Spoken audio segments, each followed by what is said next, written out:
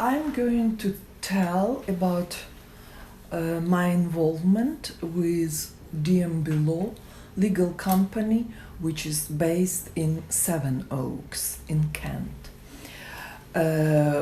We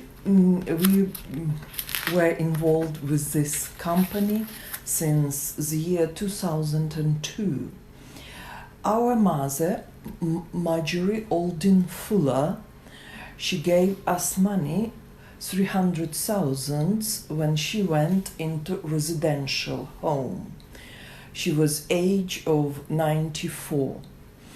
So at that time we went to DMB Law to make sale of her house. Then we went to another company, legal, Rhys Jones, and we said our mother gave us this check. The solicitor was Mark Blakely. He said absolutely nothing to worry about. It was a gift, as the power of attorney wasn't set up. She was in good mental health. And he opened the book, CPR rules, where clearly said that people are entitled to make gifts.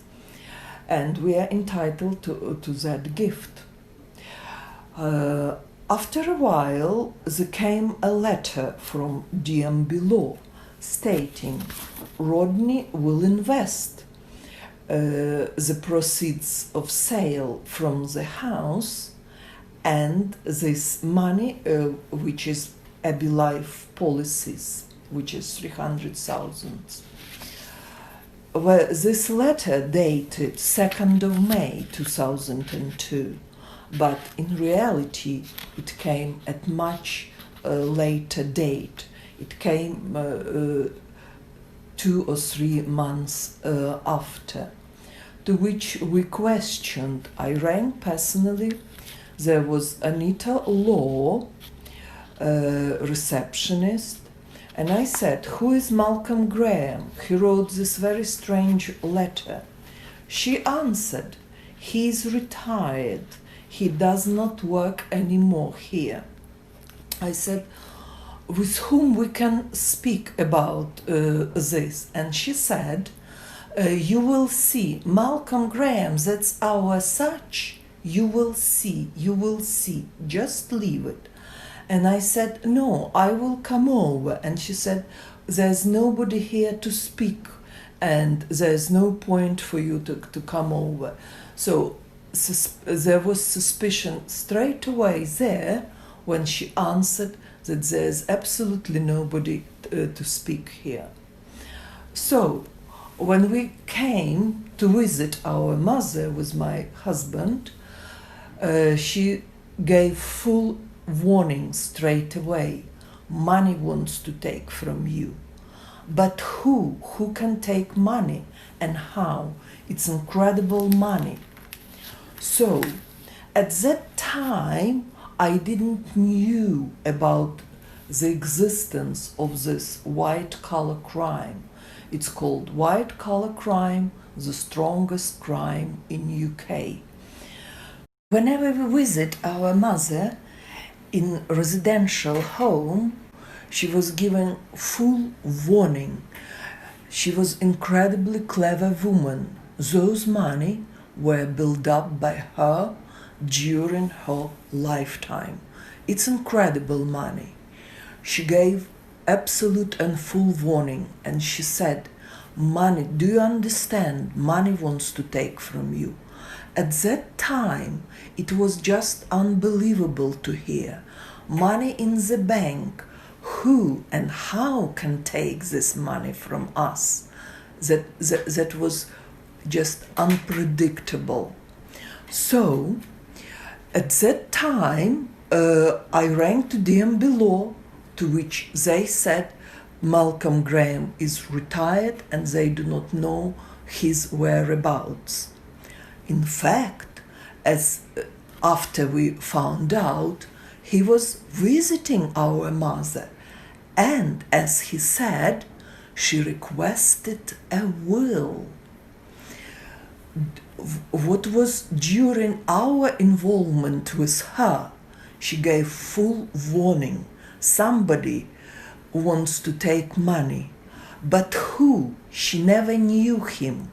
So who visited her? Malcolm Graham never came to the court. He never turned out when we were visiting our mother. But there is a paper called will, which is done by his hand, and the signature is forged by his hand, and he made them, this Diambilo, whom he worked for, they made executors of her estate. There was a house worth of 200,000.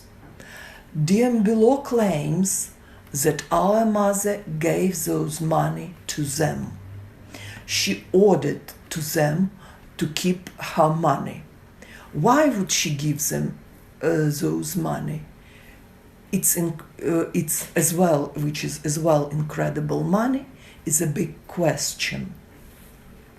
So then 2005 she dies.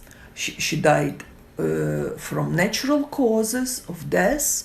She was old and naturally she died. At that time, then after she died, some more paperwork started to come over, more and more paperwork, to which that's where we started to understand that something happened between our backs when we were visiting her, and she gave full warning money wants to take. So there was revealed this paperwork called will.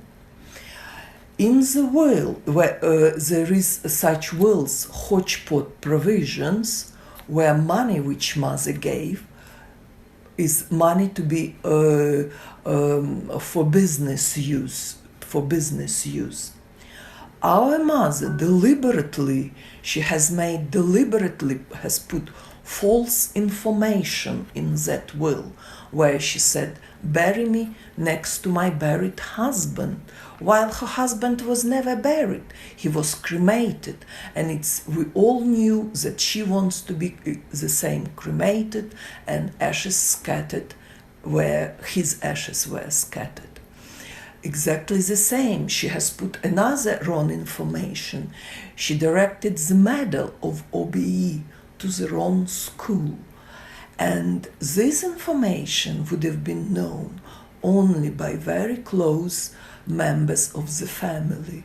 So she was telling all the time, whenever we visit, somebody visits her, somebody came to see her, but who he was, she did not knew. So that person was solicitor, that obviously was this Malcolm Graham. So after 2005, there were again paperworks coming in, to which the lawyers then said, make a settlement, something called settlement. But for what? What job physically Diambilo done to deserve this money? Our mother, she was 95 years old. She was an incredibly clever woman. She was a teacher. She had financial advisor worked for her. She lived a long life, and it was her right to give money to a person whom she wants to give to.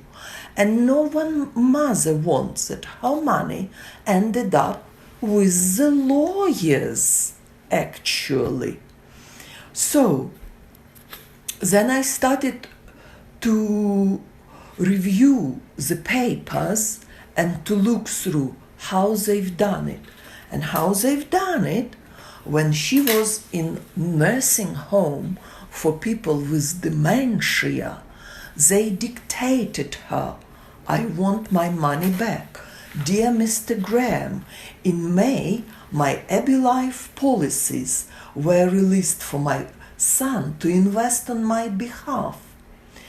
Then there is, through my solicitors, I learned he thought it was a gift. I need to see you for an account of the money and recovery. Then please arrange deposit into my bank account 9,000 to cover my monthly payments here. That's how we understood that actually she is not in residential home Harpwood. She is actually in Listen St. Anne, in the home for people with dementia. And you can clearly see the date is corrected from 03 in 02.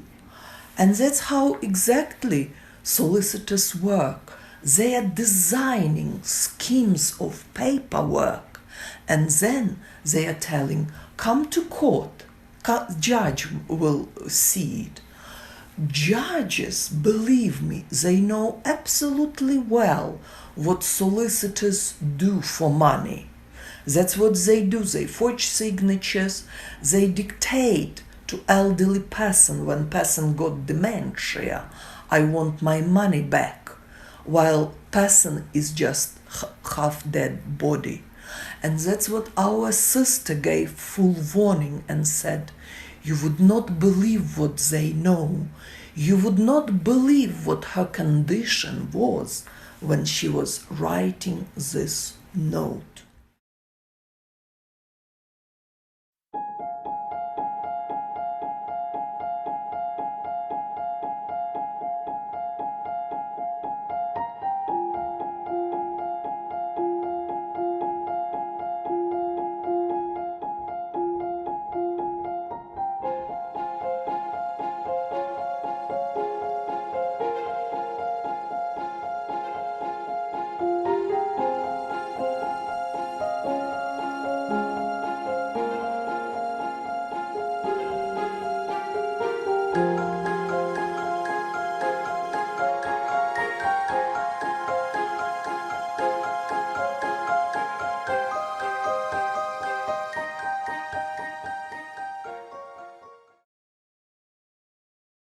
Our mother gave full warning that somebody wants to take money, but who these people are, she didn't knew. In fact, these people made themselves executors of her estate and called themselves my solicitors. And at this so-called document, this handwritten note, when they dictated to her, I want my money back, my solicitors, you cannot even understand. So handwriting differs greatly. Here, when she was writing, there was some mental capacity to understand, to write. But my solicitors was inserted when she was absolutely, totally lost. So we started to investigate where she was, what her condition was. We raised medical records, how bad she was when she was in this care home for people with dementia, how she would take off her clothes publicly and how she would climb into the window with the Zimmer frame. And that's the condition of people with dementia. So at that time, there was number of times she was telling, give me something to sign. I can see you are talking to me. I cannot answer. She lost ability to speak. So she saw somebody is watching her, somebody wants to take her money, but how? We didn't knew and she didn't knew. The only person who knew how to take it, that was lawyers. So In 2010, the case went to court, where at the beginning of the trial, the judge said, "And what is here? I read, I cannot understand anything." Okay, if judge cannot understand anything, what we can understand? So the trial went, it's like demonstration of the documents. Judge, read paperwork. Judge, read paperwork. But this paperwork, or all of this paperwork, was done by solicitors deliberately to steal this money. So after we've lost this trial, and the judgment was $500,000 to be paid to the lawyers. Only then I started to investigate. I personally started to be present at trials and to see what's going on. And that's what a lot of solicitors said. Go to the court and see what's going on there.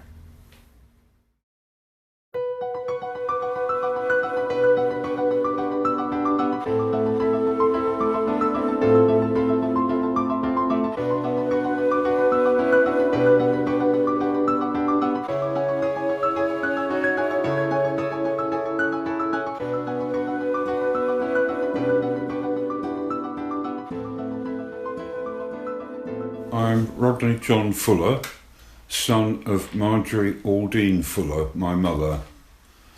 This whole disgraceful business came about because my mother started to suffer from falls, twice ending up in local hospitals, and on the third occasion we decided that we should take out the protective power of attorney so that we could look after my mother properly.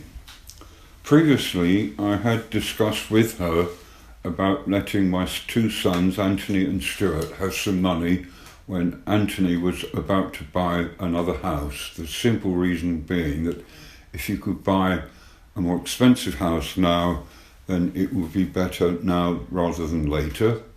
Her so-called financial advisor, Richard Fury, agreed that investing in property was far better than insurance policies or stocks and shares. Ultimately, Mother gave my sister and myself £120,000. I disagreed with this, thinking that my two sons are both married, and therefore on my side it should be myself, Anthony and Stuart, in other words 6 different people, whereas my sister had 2 bachelor sons, meaning 3 people, but that is water under the bridge. I chose the company called DNB Law because they were very close to the hospital where my mother was residing. There was a big row in the hospital because my sister had looked at my mother's bag and realised that my mother had given me £4,000. This was partly to cover the expenses of her stay in a local care home. Whilst in the care home, Mother lost or had stolen quite a valuable, I think it was a Victorian, 5 large stone engagement ring. Eventually, Mother became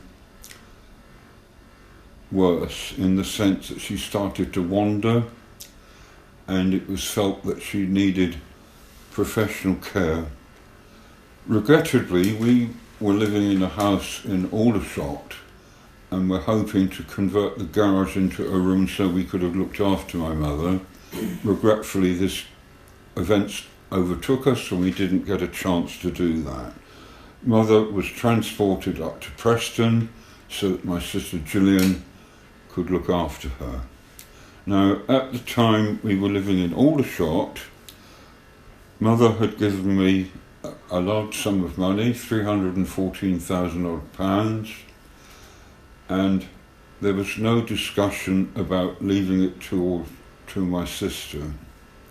At the time, I was bombarded by 2 different solicitors, D&B Law and my sister's solicitor, whose name I've forgotten. This led to me trying to commit suicide because I got the impression that they were effectively saying I'd stolen this money. This is not true. I was given that money without any conditions. One of the problems in the court, Barrister Moraes kept on about, because I had invested money, it was invested on behalf of my 90-year-old mother. My reaction to that is, what the heck does a 90-year-old mother want to do with investments?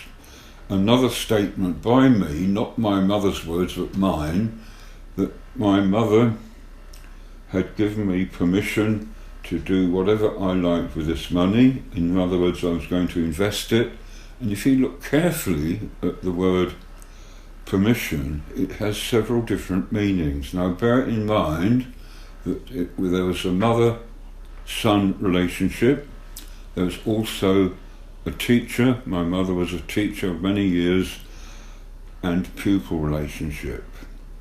Now that statement, I still stand by that mother gave me her blessing.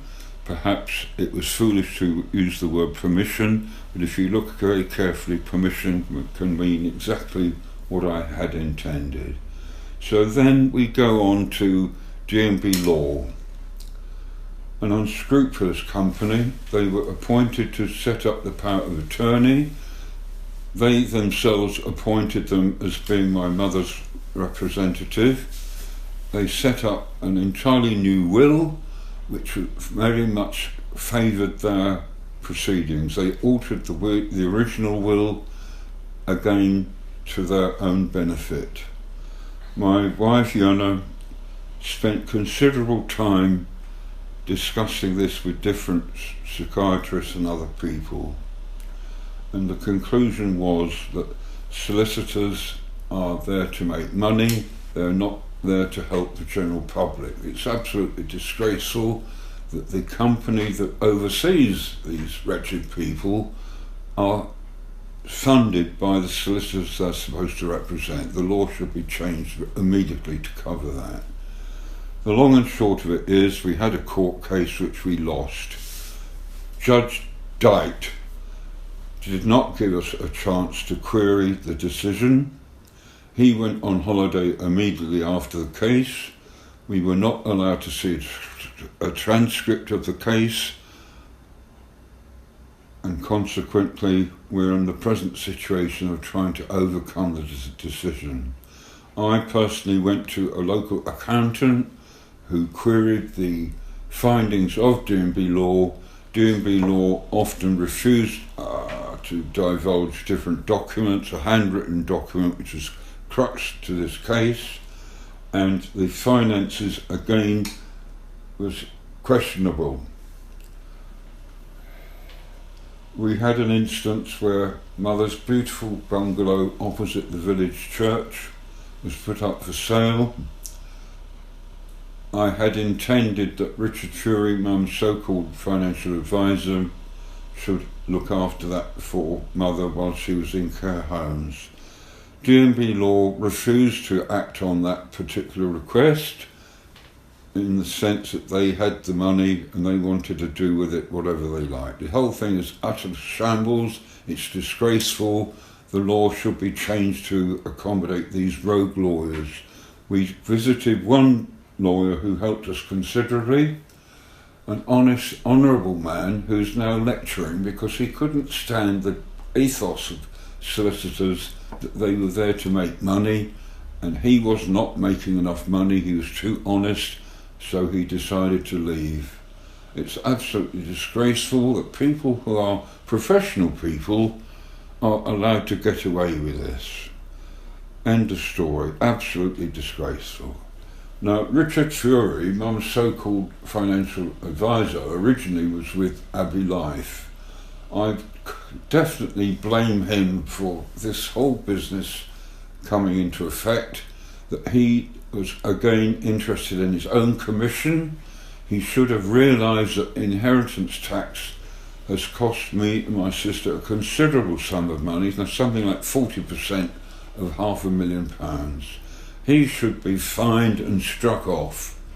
End of story. Thank you. who can steal money and how, this was a big question. By being present at the trials, I saw a number of cases where the judge even cannot understand what is the case about. He was not even able to produce the judgment, and he told solicitors, "You will receive judgment on email." Then I was present at other trials of the judges, and the judge deliberately, she did not allow me into the courtroom. She has put table on the door. We are working in private. There are absolutely no any rules for the judges to judge.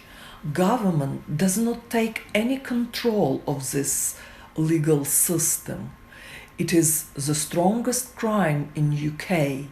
They are untouchable. That is why we decided to make this program to explain how things work in other countries. For example, Russia, where you go into solicitor's office and any document that where solicitors can do is approved by the government directions, and we all know where we stand. Why in Russia President Putin is able to provide for people legal system which is safe and not, as it's called here, most dangerous to go to solicitors. Solicitors, DMB law, do not deny theft of inheritance, theft of this 500,000. They say, yes, we knew that we will steal this money, but the judge approved our actions. Whatever I tell to the judge, look, the date corrected, it's been dictated, the signature is forged on this will. First came the will, and then they waited when her mental activity will subside. The things what they are telling, absolutely not truth. The judge just sits and smiles. By their body language, I understood that these people know each other, that they've been doing these tricks to other people. And whatever I tell, they just sit and laugh. It's incredible money, 500,000. Where they are lending this crime money? And solicitors say, yes, bought a new office, much better office. Just come with money, and then you will see. That's exactly what on the websites, on social media said, how solicitors make millions. So where these millions coming from? And they are coming from us. This is inheritance. Under the word money, they mean inheritance, which is considerable money. Why our inheritance ending up in solicitors' pockets? Why the government does not provide safe legal system? This program becomes available because Trump, this newly elected president, he called Americans this legal system, it's worse than the third world. Who can criticize legal system? Such people, such powerful and rich people as Trump. Ordinary person even not allowed to speak about it. But there are legal systems of other countries, like China, where every involvement with solicitors is recorded on CCTV. No CCTV, no any involvement with solicitors. Exactly the same other offices introduce, because what solicitors do, they design the schemes of paperwork where your money ending up with solicitors. And this is program to give a call to the government, to British government, whose duty is to provide safe legal system for the people. So how this legal system was in the past? And in the past, in fact, judges were dying in the courtrooms. The courtrooms used to smell of urine because the judge was age of 80 and he was not able himself understand what he judges. He had dementia. So government interfered, and the government introduced obligatory retirement for judges. So this was the first time when the government interfered into British legal system. Normally the government says they are independent, but they are not independent. They they reflect the life, and it's a duty of a government to provide safe legal system for people.